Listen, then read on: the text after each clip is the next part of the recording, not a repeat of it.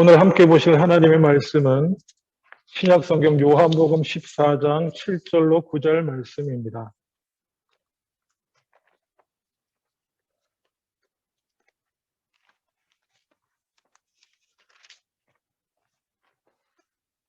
신약성경 요한복음 14장 7절로 9절 말씀.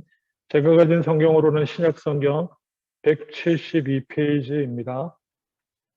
제가 봉독하겠습니다. 너희가 나를 알았더라면 내 아버지도 알았으리라. 이제부터는 너희가 그를 알았고 또 보았느니라. 빌립이 이르되 주여 아버지를 우리에게 보여주옵소서. 그리하면 족하겠나이다. 예수께서 이르시되 빌립아 내가 이렇게 오래 너희와 함께 있으되 내가 나를 알지 못하느냐. 나를 본 자는 아버지를 보았거늘 어찌하여 아버지를 보이라 하느냐. 제가 10절까지 읽겠습니다. 내가 아버지 안에 거하고 아버지는 내 안에 계신 것을 내가 믿지 아니하느냐. 내가 너희에게 이르는 말은 스스로 하는 것이 아니라 아버지께서 내 안에 계셔서 그의 일을 하시는 것이라. 아멘. 예, 교회는 전통적으로 성령 강림주일 다음 주일을 삼위일체 주일로 지키고 있습니다. 혹시 왜 그러는지 이유를 아시는 분 지금 말씀하기 힘드시겠죠? 왜 그러는 것 같습니까? 한번 생각해 보십시오. 성령 강림주일 다음 주를 삼위일체 주일로 지킵니다. 생각해 보면 아주 간단합니다. 구약의 백성들은 아버지 하나님만 어떻게 보면 명확히 알고 섬기고 있었습니다. 물론 구약 성경 여기저기에도 하나님의 영과 성자 예수님을 이렇게 암시하는 보여주는 구절들이 있습니다만은 사람들은 성부 하나님만 알고 믿었고요. 그리고 예수님이 이 땅에 오시면서 그 하나님의 말씀이 육신이 되어 그 하나님의 아들로 성자가 이 땅에 오시는 사건을 경험하게 됩니다. 그리고 나서 성자 예수님이 승천하시고 최종적으로 이제 성령의 강림하는 것들을 성령이 정말 임하시는 것들을 경험함으로써 비로소 성부, 성자, 하나님이 성부, 성자, 성령 하나님으로 계시는구나를 확인하게 되는 거예요. 성령 강림. 그래서 성령 강림절을 지키고 교회는 그 다음에 삼위일체 주일로 지키도록 하는 것입니다. 이게 제가 언젠가 말씀드렸지만 오늘날에는 워낙 자잘한 걸로 이단 시대가 많지만 초창기 때 전통적인 의미에서 이게 정말 예수님을 따르고 예수님을 믿는 참 기독교냐 아니냐 이단인을 구분하는 근거는 크게는 딱 두 가지였습니다. 그건 뭐냐 하면 1번 삼위일체 하나님을 믿는가, 2번 예수 그리스도의 십자가 부활과 죽으심과 부활로 인한 속죄 사역을 믿는가. 요거 두 개가 이단을 가르는 기준입니다. 제일 중요한 거예요. 기억하세요. 11조에 대해서 어떻게 생각하는가 이런 걸로 이단 나누는 거 아닙니다. 올해 전통적인 의미에서 이단은 딱 이거예요. 삼위일체 하나님을 고백하고 믿는가. 그리고 예수 그리스도의 십자가 죽으심과 부활로 인한 속죄, 구원 사역을 믿는가. 이게 제일 중요한 거예요. 여기서 어긋나면 상종 안 합니다. 근데 요거를 같이 동의하면, 같이 믿음으로 고백하면 나머지 문제는 서로 신학적으로 토론하고 조정하고 그러면서 이렇게 함께 나아갈 수 있는 부분이에요. 그래서 사실 삼위일체가 아주 중요합니다. 어떤 분은 이렇게 말합니다. 성경에 삼위일체라는 단어가 어디 나오는가? 나오지 않습니다. 분명 삼위일체는 예수님 부활 승천하신 후에 교회가 그 신앙 경험 가운데 성령까지 경험하고 그리고 사도행전 이후에 교회가 형성되면서 교회 안에서 특별히 사도 다음 세대 교부들을 중심으로 사도들도 마찬가지지만 그 하나님이 성부, 성자, 성령님으로 경험되는구나. 이렇게 하면서 신학적으로 정리되게 된 단어가 이렇게 트리니티 삼위일체라는 단어고요. 그리고 이 삼위일체라는 것이 그냥 누구의 머릿속에서 누구 혼자 묵상 가운데 나온 얘기가 아니고요. 성경을 연구하고 따라가다 보면 이러한 결론에 도달할 수밖에 없다라고 하는 것이 우리 예수님을 믿는 하나님의 아들 예수 그리스도를 믿는 모두의 고백입니다. 근데 이게 제일 힘든 이유가 뭐냐면 이해하기 어렵기 때문에 그렇습니다. 이해하기.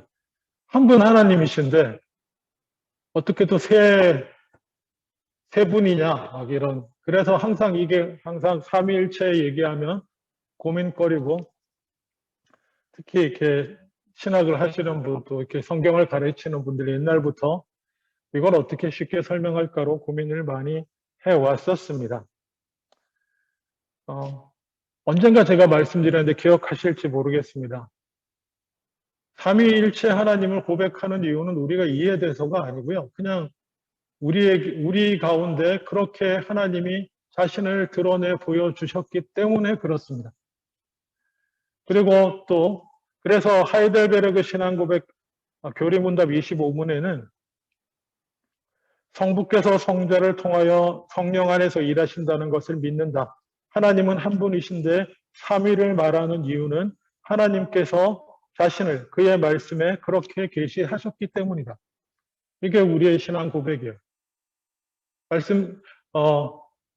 이게 제가 언젠가 물리학 얘기, 양자역학까지 얘기하면서 쓸데없이 얘기 길게 한 적이 있는데 기억하실지 모르겠습니다.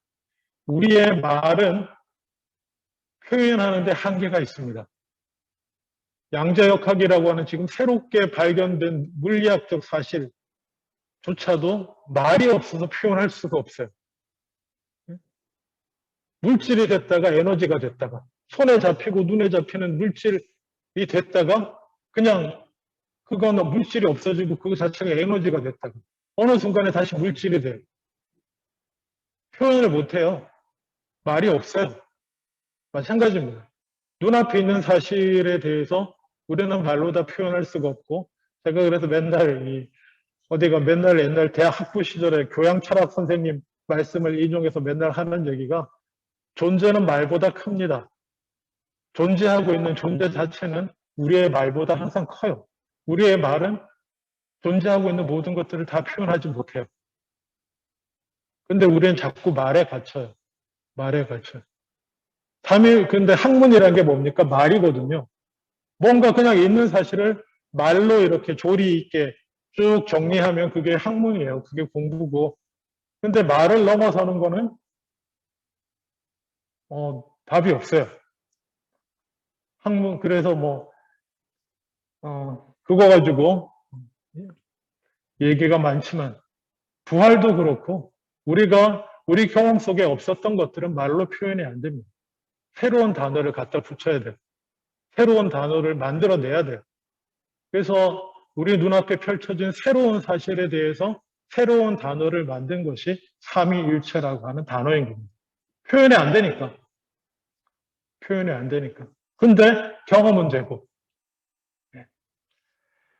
그리고 그런 의미에서 성경에서 보여주고 있는 그 삼위일체에 관한 가장 중요한 본문 중에 하나가 오늘 요한복음 14장 7절에서 10절까지 말씀입니다. 한번 보시죠. 너희가 나를 7절, 너희가 나를 알았더라면 내 아버지도 알았으리라. 이게 무슨 말입니까? 예수님을 안다는 것은 하나님 아버지를 알게 된다는 것인데, 이것은 또 다른 의미로 말하면 우리가 예수님을 통하여서만 하나님 아버지를 제대로 알 수 있다는 것입니다. 읽진 않았지만 이 7절 앞에 6절에 아주 중요한 본문이 있습니다. 14장 6절 요한복음. 예수께서 이르시되 내가 곧 길이요 진리요 생명이니 나로 말미암지 않고는 아버지께로 올 자가 없느니라. 예수님을 통한 구원, 유일한 길이라는 의미로 이 본문을 우리가 이해하고 있습니다. 맞고요. 그렇게 이해하는 거 맞고요. 더하여서 아버지께로 가는 길, 아버지 하나님을 우리가 가장 구체적으로 발견하고 잘 알 수 있는 길은 예수 그리스도를 통한 길뿐이다라는 것을 우리는 예수님이 말씀해 주시고 있는 겁니다. 왜냐? 예수님이 바로 육신을 입고 이 땅에 오신 하나님이시기 때문에 예수님을 보면 하나님을 알 수가 있는 것이라는 거죠.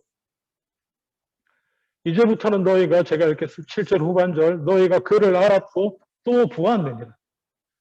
예수님이 제자들 앞에서 이렇게 얘기하시는 거예요. 지금부터 너희가 아버지 하나님을 알았고 보았다고 얘기하시는 거예요. 그러니까 이 얘기를 또 이런 얘기하면 못 알아듣는 제자들 나오잖아요. 지금 예수님이 제자들한테 너희가 아버지 하나님을 알았고 보았다. 과거에 보았다 이미 이렇게 쓰는데 이 또 제자 한 명 누굽니까? 빌립이 보통 이럴 때 베드로가 잘 걸려드는데 이번에는 빌립이에요. 빌립이 이르되 주여 아버지를 우리에게 보여주시옵소서. 그러면 좋겠습니다. 예수님이 지금 너희는 아버지를 보았다고 얘기하고 있는데 빌립은 정말 봤으면 좋겠습니다. 주님 보여주십시오. 이렇게 얘기하는 거예요. 그래서 예수님 9절에 예수께서 이르시되 빌립아 내가 이렇게 오래 너희와 함께 있으되 내가 나를 알지 못하느냐. 나를 본 자는 아버지를 보았거니. 어찌하여 아버지를 보이라 하느냐. 이거는 어떻게 비켜갈 수 없는, 적어도 이 본문만 보고 말하면 성부 하나님과 성자 하나님은 한 분이시라고 하는 명확한 본문의 말씀이 되는 거예요. 그러니까 아직 사도행전 이전이니까 사도행전 이전에 제자들이 경험한 것은 예수님이 이렇게 말씀하신 거예요. 나를 본 자는 하나님을 본 것이다. 이거 놀랍지 않습니까? 이 유대인들 앞에서 이런 얘기하면요. 바로 참남죄로 돌 맞을 얘기예요. 근데 예수님은 제자들 앞에서 그냥 당당하게 말씀하십니다. 그러면서 이것이 어떤 의미를 갖는지, 이게 어떤 의미인지, 어떤 의미로 이런 말씀을 하시는지 10절에서 조금 더 구체적으로 얘기하세요. 10절 보십시오. 내가 아버지 안에 거하고 아버지가 내 안에 계시는 것을 내가 믿지 아니하느냐. 내가 아버지 안에 거하고 아버지는 내 안에 계신다. 이게 삼위일체의 비밀이에요.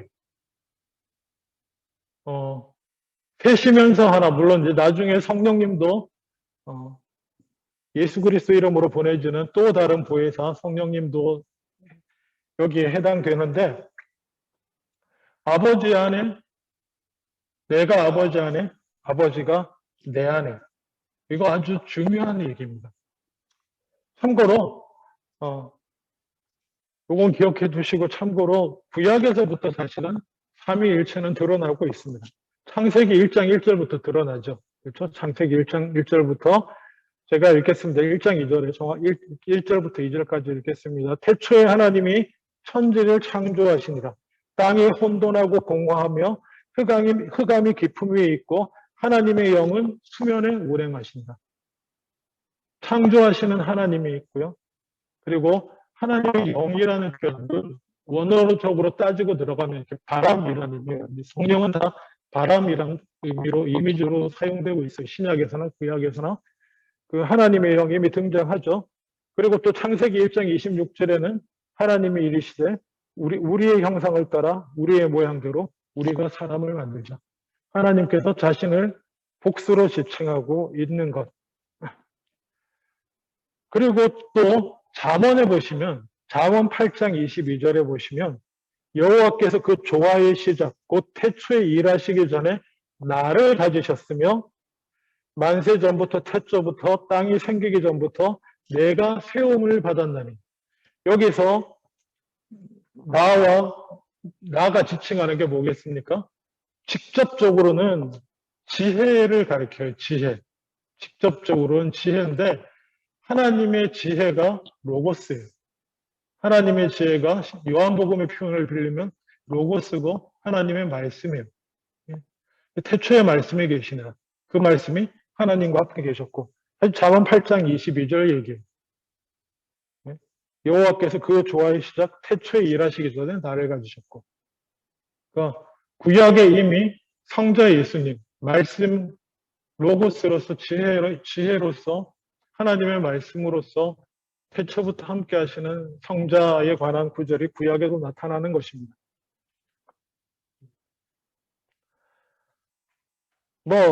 또 신약에도 보면 이미 마태복음 22장 44절에 주께서 내 주께 이르시되 내가 내 원수를 내 발 아래 둘 때까지 내 우편에 앉아 있으라 하셨도다 하였으니 다윗이 그리스도를 주라 칭하였은즉 어찌 그의 자손이 되겠느냐 하시니, 그러니까는 다윗의 자손으로 그리스도가 온다라는 얘기를 유대인들은 찰떡같이 믿고 있었는데 예수님 거기에 직접적으로 시편을 인용하시면서 다윗이 환상 중에 보니까 주께서 내 주께 이르시니, 주가 둘이에요 지금 다윗의 눈앞에는. 근데 그 한 분은 여호와 아버지 하나님이시고 한 분은 또 뭐예요? 성자 예수님을 말하는 거예요. 말씀, 지혜, 로고스로서 성자 예수님. 내 우편에 앉아 계시라 한 그 장면을 다윗이 환상 중에 목격을 했는데 어떻게 이미 다윗보다 먼저 있는 그 하나님의 아들로서의 그리스도가 어떻게 다윗의 자손이 되겠냐 이렇게 표현하는 부분이 되는 것입니다. 그리고 우리가 너무나 잘 아는 마태복음 28장 항상 성부, 성자, 성령의 이름으로 세례를 베풀 것을 이미 초대교회 때부터 성삼위 하나님이 동등하게 이렇게 표현되고 있습니다. 자, 그래서 제가 예전에 한번 말씀드렸지만 이 성삼위 하나님을 표현하기 위한, 기억하시는지 제가 여쭤볼게요. 성삼위 하나님을 우리가 알아듣기 쉽게 이렇게 비유적으로 표현하는 내용들이 많이 있습니다. 지금부터 제가 한 가지씩 말씀드릴 테니까 이게 맞나 틀리나 한번 맞춰보세요. 손들게 해볼 거예요. 자, 삼위일체를 표현하는 것 중에 대표적인 거 이런 거 있습니다. 아들이자 남편이자 아버지. 이렇게 이해하면 된다. 한 남자인데, 그렇죠? 아버지 앞에서는 아들이요. 아내 앞에서는 남편이요. 그리고 자기 아들 앞에서는, 자녀 앞에서는 아버지다. 삼위일체를 이렇게 이해하면 된다. 자, 맞다, 틀리다. 자, 이거 맞는 말입니다. 틀린 것부터. 이거 틀렸습니다. 손 들어보세요. 네, 감사합니다. 다른 분은 맞다고 생각하시는 것 같은데, 이거 틀렸습니다. 이렇게 이해하시면 안 돼요. 자, 비슷한 거. 물인데, 물이 얼음이 되고, 얼음이 수증기가 되는 거지. 물, 얼음, 수증기. 이렇게 삼위일체다. 이렇게 이해하면 된다. 자, 이건 맞다 생각하시는 분 손 들어보세요. 예, 아까와 같은 이유로 이것도 틀렸습니다. 이거 틀렸어요. 이게 무슨 얘기냐면, 하나인데 관계에 따라서 남편, 아버지, 이렇게 표현됐다고 하는 거, 그리고 원래 물인데 상태에 따라서 얼음, 수증기, 이렇게 표현하는 것들은 다 아주 조금 신학적인 어려운 단어로 말하면 양태론적 이단이라고 표현합니다. 그렇게 설명하시면 안 돼요. 양태론이라는 게 뭐냐면 원래는 한 분이신데 모양과 형태만 바뀌어서 우리 가운데 세 가지 형태, 세 가지 모습으로 나타난다고 설명하는 것을 초대교회는 이단으로 규정했습니다. 그래서 그렇게 설명하시면 안 돼요.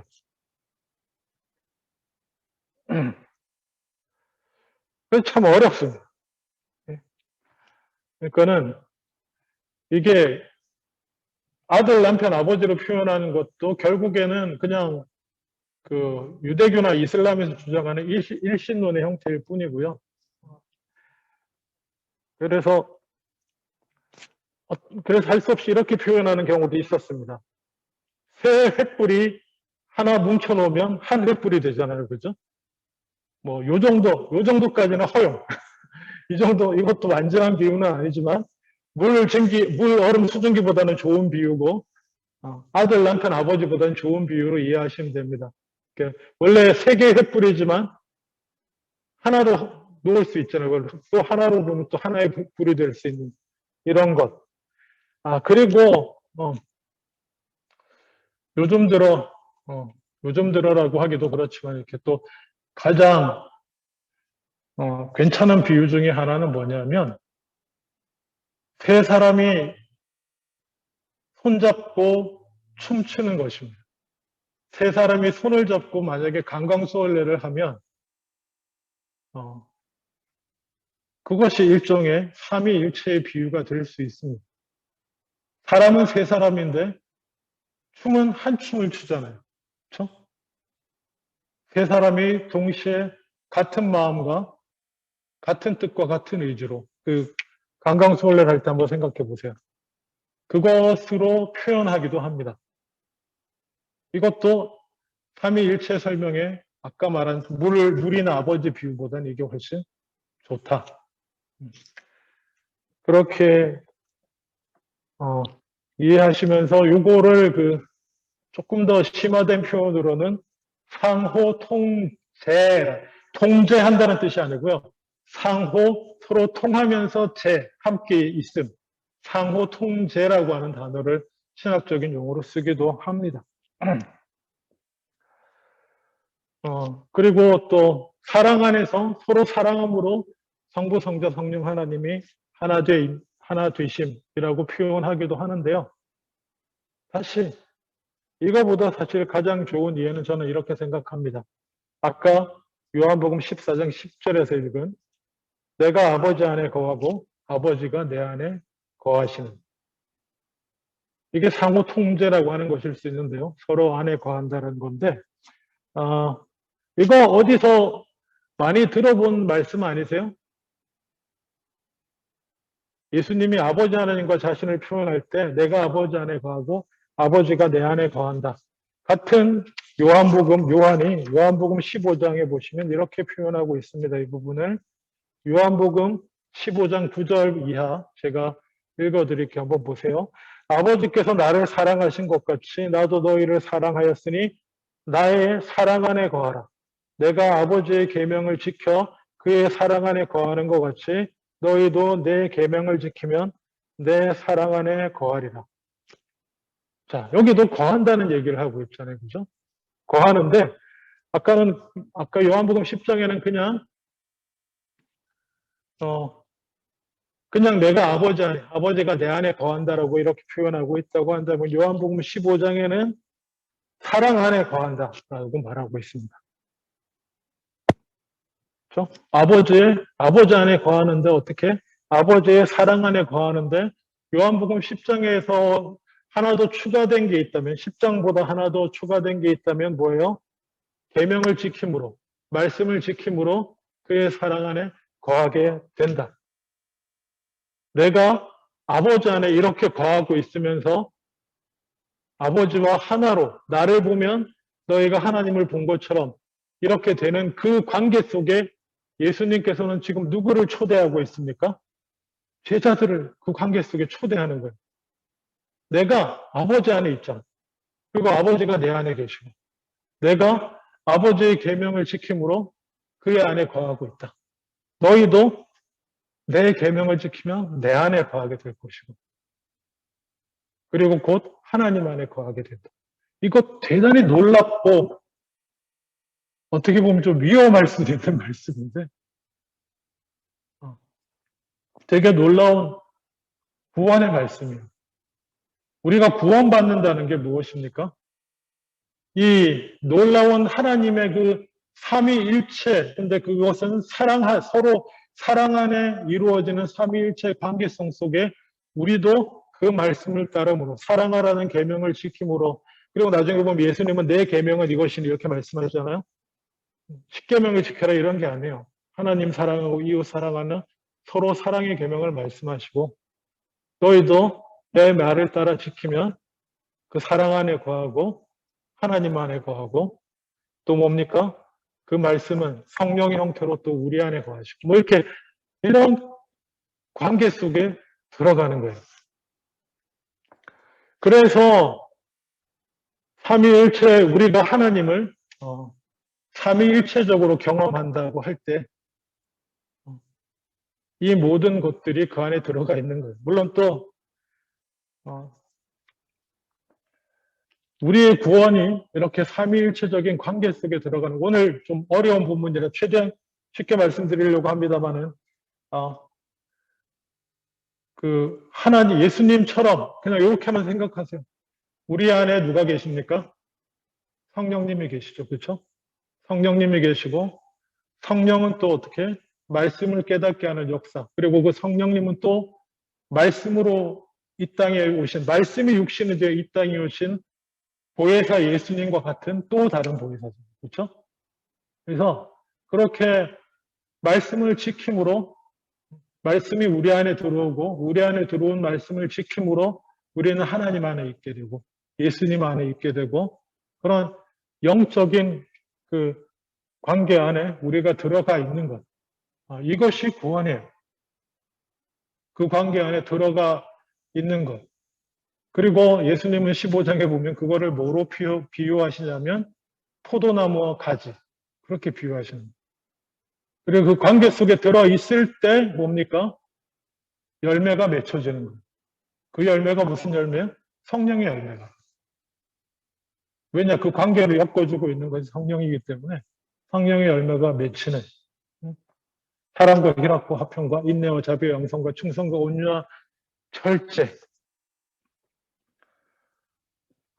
그 성령의 열매가 우리가 관계 속에 있다는 증거고, 그게 뭡니까? 우리가 구원받은 자로서 잘 살고 있다라고 하는 증거가 되는 거예요.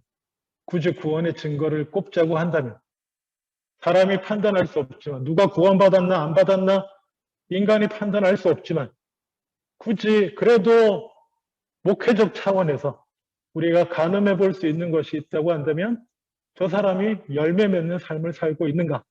그럼 우리는 열매하면 항상 오해해요. 열매를 항상 뭐부터 생각하냐면 뭔가 큰 일을 해서 결과물을 내고 있나? 뭔가 봉사를 열심히 해서 뭔가 이루어내고 있나? 아니요. 그것도 하나일 수 있지만 그것보다 더 중요한 게 있어요. 성령을 통해서 내가 하나님 안에, 하나님이 내 안에 이렇게 거하게 되면 성령의 열매가 맺어지는 게 1번이에요. 인내와 자비와 양성과 충성과 온유와 절제. 그래서 하나님을 닮아가게 돼요. 놀랍게도 하나님을 닮아가게 되는 모습이 보이는 게 1번이에요. 그리고 나서 그 하나님의 모습을 닮아가는 과정 중에 여러 가지 역사를 나타내게 되는 것이죠. 하나님을 닮아가는, 예수님을 닮아가다 보니까 예수님이 사신 삶의 길을 따라가게 되고, 예수님이 사셨던 것처럼 십자가를 지는 삶, 섬기는 삶을 살게 되고, 그렇게 하다 보니 하나님 나라를 위한 놀라운 역사를 이루게 되는 것이죠. 근데 사람들은 열매를 먼저 생각하고, 그래서 예수님 앞에 마지막 날에 와서도 주님, 주여, 주여, 내가 주님을 위해서 이 놀라운 열매들을 맺었습니다. 귀신도 내쫓고 큰 일도 행하고. 예수님 뭐라 그래요? 불법을 행하는 자 내게서 떠나라잖아.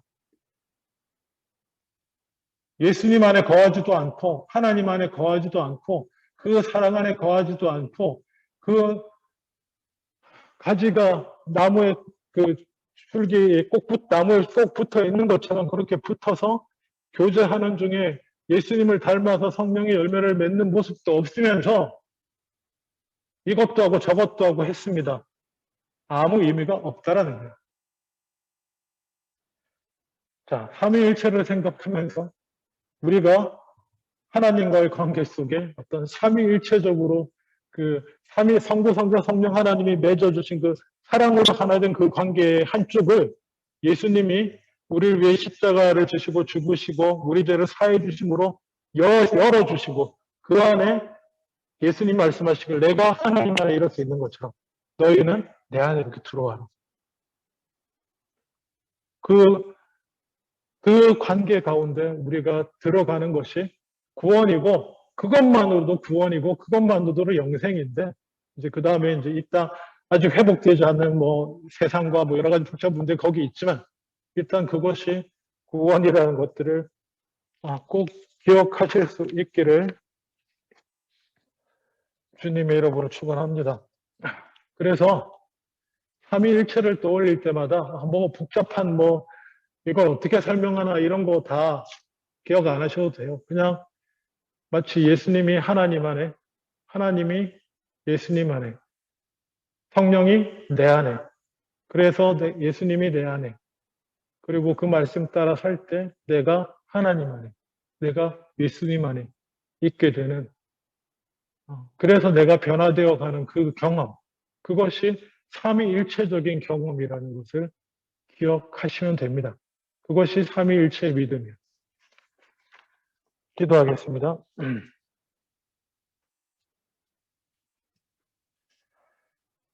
아버지 하나님, 삼위일체 하나님, 뭐 복잡하고 어렵고 우리의 머리로 이해 안 되는, 그렇지만 우리 가운데 나타내 보여주셨고 초대교회 이후로 우리가 구원의 길 성령 강림 하신 이후로 우리가 구원의 길을 가면서 그냥 경험하고 살아가게 되는 것입니다.